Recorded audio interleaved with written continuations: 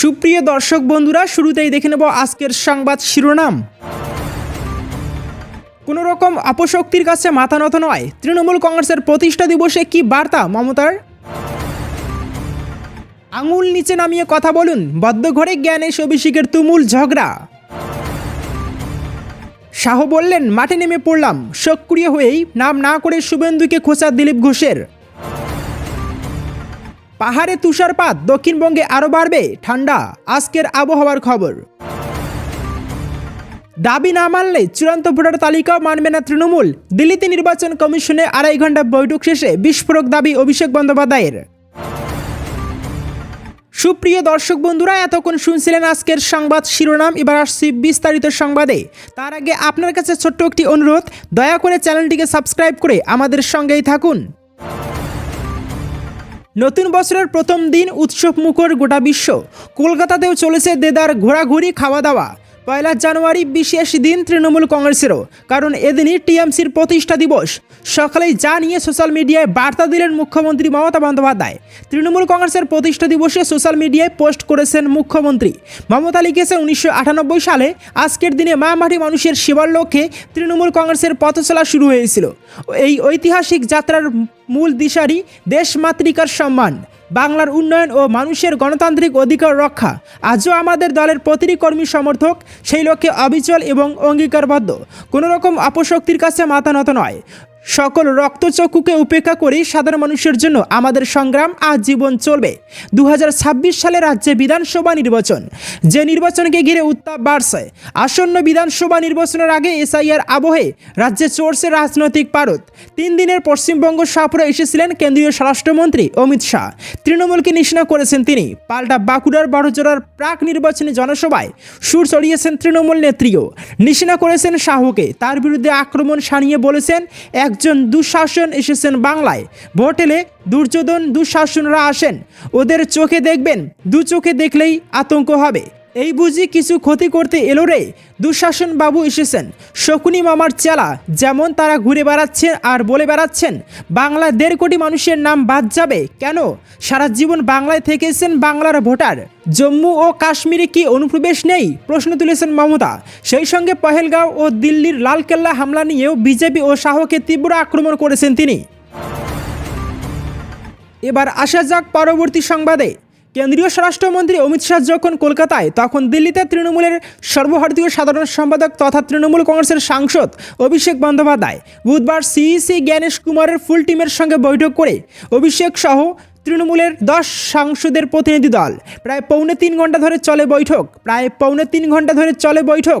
মুখ্য নির্বাচন কমিশনার জ্ঞানেশ কুমারের সঙ্গে অভিষেকের ঠিক কী কথা হয়েছে, বাইরে বেরিয়ে এসে সাংবাদিক বৈঠক করে সে কথা জানান অভিষেক বন্দ্যোপাধ্যায়। তার কথা অনুযায়ী সিইসি জ্ঞানেশ কুমারের সঙ্গে তার একাধিক বিষয়ে মতের অমিল হয়। তার একাধিক প্রশ্নের কোনো সদুত্তর দিতে পারেনি কমিশনের ফুল বেঞ্চ। আলোচনা এমন এক পর্যায়ে পৌঁছয় অভিষেকের দিকে আঙুল উঁচিয়ে কথা বলেন সিইসি জ্ঞানেশ কুমার। তেমনটাই সাংবাদিক বৈঠকে তিনি দাবি করেছেন। আর ঠিক তারপর অভিষেকের কি বক্তব্য ছিল সেটাই বাইরে বেরিয়ে এসে জনসমক্ষে বলেন অভিষেক বন্দ্যোপাধ্যায়। অভিষেকের কথায় আলোচনা এমন এক পর্যায়ে পৌঁছয় মেজাজ হারিয়ে আঙুল উঁচিয়ে কথা বলেন জ্ঞানেশ কুমার। তারপরে অভিষেক বন্দ্যোপাধ্যায় বলেন, আমি বলেছিলাম আমার রাজ্যের মানুষের প্রতি আমার দায়বদ্ধতা রয়েছে। আমরা নির্বাচিত, আপনি মনোনীত, আপনাকে আমার প্রভুর কাছে শুধু জবাবদিহি করতে হয়। অভিষেকের কথায় জ্ঞানেশ কুমারকে তিনি বলেন, আঙুল নিচে নামিয়ে কথা বলুন। অভিষেক বলেন, উনি ভেবেছিলেন হয়তো উনি যা বলবেন আমরা তা শুনে নেব। তিনি চ্যালেঞ্জ করেও বলেন, যদি হিম্মত থাকে তাহলে কমিশন বৈঠকের এই সিসিটিভি ফুটেজ প্রকাশ্যে আনুক। এবার আসা যাক পরবর্তী সংবাদে। শাহের ভোকাল টনিকে চাঙ্গা বঙ্গ বিজেপির দাবাং নেতা দিলীপ ঘোষ। দীর্ঘদিন পর দলের কার্যালয় থেকে সাংবাদিক বৈঠক করলেন তিনি। বুঝিয়ে দিলেন 26কে পাখির চোখ করে মাঠ জুড়ে খেলবেন তিনি। বললেন, অমিত শাহ মাঠের নামতে বলেছিলেন, আমি নেমে পড়েছি। নাম না করেই দিলেন শুভেন্দু অধিকারীকে। বুধবার অমিত শাহের সঙ্গে বৈঠকের পরই গুঞ্জন শুরু হয়েছিল যে দিলীপ ঘোষ রাজনীতিতে সক্রিয় হতে চলেছেন।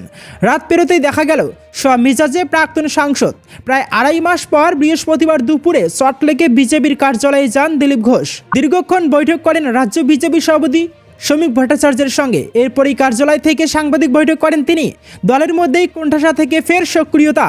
সব প্রশ্নের জবাবে রীতিমতো ছক্কা হাঁকালেন দিলীপ ঘোষ। সাফ জানিয়ে দিলেন, খোদ অমিত শাহ তাকে ময়দানে নামতে বলেছেন, সেই কারণেই নেমেছেন। দিলীপ ঘোষ বলেন, আমি সব সময় আসি, মাঠ জুড়ে খেলবো। আমি 6 বছর রাজ্য সভাপতি ছিলাম, পরে অন্য দায়িত্ব সামলেছি। আজ শ্রমিকদের সঙ্গে কথা হয়েছে, দলের যেভাবে আমাকে প্রয়োজন আমি আছি, লড়ব।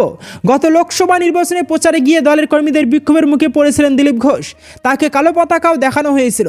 এদিনের সাংবাদিক বৈঠকে নাম না করে তা নিয়ে শুভেন্দু অধিকারীকেই বিধলেন তিনি। বললেন, দলের কর্মীরা আমাকে কোনোদিন কালো পতাকা দেখায়নি। পরিবর্তিত পরিস্থিতিতে অনেকে দলে এসেছে, এগুলো ওদের কালচার। কখন কাকে দেখাতে হবে ওরা ভুলে যায়। টিএমসি থেকে কিছু লোক এসেছে, ওরা এগুলো করেছে। ওরা ঠিক করেছে না ভুল করেছে সেটা আমি বলবো না। ওরা থাকবে না চলে যাবে সেটাও জানি না। বিধানসভায় প্রার্থী হবেন কি না তা নিয়েও এদিন প্রশ্নের মুখে পড়েন দিলীপ ঘোষ। দল চাইলে নিজের কোনো আপত্তির জায়গা নেই বলেই সাফ জানালেন তিনি। এবার আসা যাক পরবর্তী সংবাদে। পশ্চিমী ঝঞ্ঝা শীতের পথে এসে দাঁড়িয়েছে ফের। ফলত জাঁকিয়ে শীতের প্রভাব কমতে চলেছে দক্ষিণবঙ্গে। নতুন বছরের শুরুতেই কমবে ঠান্ডার আমেজ, বাড়বে তাপমাত্রা। আবহাওয়া দপ্তর বলছে চলতি সপ্তাহে 2 থেকে 3 ডিগ্রি তাপমাত্রা বাড়ার সম্ভাবনা রয়েছে। উত্তরবঙ্গ নিয়ে কি পূর্বাভাস, জেনে নিন সম্পূর্ণ আপডেট। আবহাওয়া দপ্তরের পূর্বাভাস অনুযায়ী পশ্চিমী ঝঞ্ঝার প্রভাবে কমবে উত্তরে হাওয়ার দাপট। আজ থেকে তাপমাত্রা বাড়তে শুরু করবে, তবে তাপমাত্রার বড়সড় পরিবর্তনের সম্ভাবনা নেই। 2 থেকে 3 ডিগ্রি তাপমাত্রা বাড়ার সম্ভাবনা রয়েছে সর্বোচ্চ। তাপমাত্রা থাকতে পারে 14 থেকে 16 ডিগ্রি সেলসিয়াসের মধ্যে। আবার দ্বিতীয় সপ্তাহে নামবে পারদ। ঝঞ্ঝার প্রভাব কেটে গেলেই ফের ঠান্ডা হাওয়া সমতলে নামবে, আবার কমবে তাপমাত্রা। জানুয়ারির দ্বিতীয় সপ্তাহের গোড়ার দিকে ফের তাপমাত্রা নামার পূর্বাভাস রয়েছে। আপাতত আগামী 7 দিন দক্ষিণবঙ্গে শুকনো আবহাওয়া থাকবে। বৃষ্টির সম্ভাবনা নেই বলেই জানিয়েছে আবহাওয়া দপ্তর। দক্ষিণবঙ্গের জেলাগুলিতে ভোর এবং সকালের দিকে কুয়াশার দাপট থাকবে। হালকা থেকে মাঝারি কুয়াশার সতর্কতা জারি করা হয়েছে একাধিক জেলায়। দৃশ্যমানতা 999 মিটার থেকে 200 মিটার পর্যন্ত নামতে পারে। উত্তর ও দক্ষিণ 24 পরগনা, পূর্ব ও পশ্চিম মেদিনীপুর, পূর্ব ও পশ্চিম বর্ধমান এবং বীরভূম সহ সংলগ্ন এলাকাতে বেশি কুয়াশা থাকবে। দিনের বেলায় আকাশ মূলত পরিষ্কার থাকার সম্ভাবনা। উত্তরবঙ্গে আগামী 4 দিনের সর্বনিম্ন তাপমাত্রার সেরকম কোনো হেরফের হবে না, তবে পরের 3 দিনের সর্বনিম্ন তাপমাত্রা ফের নেমে যাবে। ধীরে ধীরে 2 ডিগ্রি থেকে 3 ডিগ্রি কমে যাবে উত্তরের জেলাগুলির তাপমাত্রা। এবার আসা যাক পরবর্তী সংবাদে। দিল্লিতে মুখ্য নির্বাচন কমিশনার জ্ঞানেশ কুমারের সঙ্গে তৃণমূলের প্রতিনিধি দলের প্রায় 2.5 ঘন্টা ধরে বৈঠক শেষে সাংবাদিকদের মুখোমুখি হয়ে মুখ্য নির্বাচন কমিশনারের বিরুদ্ধে বিস্ফোরক অভিযোগ তুললেন অভিষেক বন্দ্যোপাধ্যায়। তার অভিযোগ, মুখ্য নির্বাচন কমিশনের সামনে তৃণমূলের পক্ষ থেকে 8 থেকে 10টি প্রশ্ন করা হয়েছিল। তার মধ্যে 2 থেকে 3টি সাধারণ প্রশ্ন ছাড়া তৃণমূলের তোলা অধিকাংশ প্রশ্নেরই কোনো উত্তর দিতে পারেননি মুখ্য নির্বাচন কমিশনার জ্ঞানেশ কুমার এবং তার সঙ্গে থাকা অন্যান্য কমিশনেরা। অভিষেক জানিয়েছেন, মুখ্য নির্বাচন কমিশনারের সঙ্গে বৈঠকে 1,36,00,000 সন্দেহজনক আওতায় থাকা ভোটারদের তালিকা প্রকাশের জন্য বৈঠকে দাবি জানিয়েছেন তারা। পাশাপাশি BLA 2দের শুনানির সময় উপস্থিত থাকতে দিতে হবে বলেও তৃণমূলের পক্ষ থেকে দাবি তোলা হয়। অভিষেক বলেন, BLA 2রা শুনানির সময় থাকতে পারবেন না, এই মর্মে বিজ্ঞপ্তি জারি করুক কমিশন। যদিও সেই প্রস্তাব খারিজ করে দেন মুখ্য কমিশনার। অভিষেক বন্দ্যোপাধ্যায় বলেন, কেন্দ্রীয় সরকার এবং নির্বাচন কমিশন বিজ্ঞপ্তি জারি না করে হোয়াটসঅ্যাপে নির্দেশ দিয়ে দেশ এবং রাজ্য চালাতে চাইছে। কারণ বিজ্ঞপ্তি জারি করলেই রাজনৈতিক দলগুলি আদালতে সে নির্দেশকে চ্যালেঞ্জ করবে। কেন নির্বাচন কমিশন লজিক্যাল ডিসক্রিপেন্সির আওতায় থাকায় 1,34,00,000 ভোটারের তালিকা কমিশন প্রকাশ করবে না? কেন BLA 2দের শুনানি কেন্দ্রে ঢুকতে দেওয়া হবে না?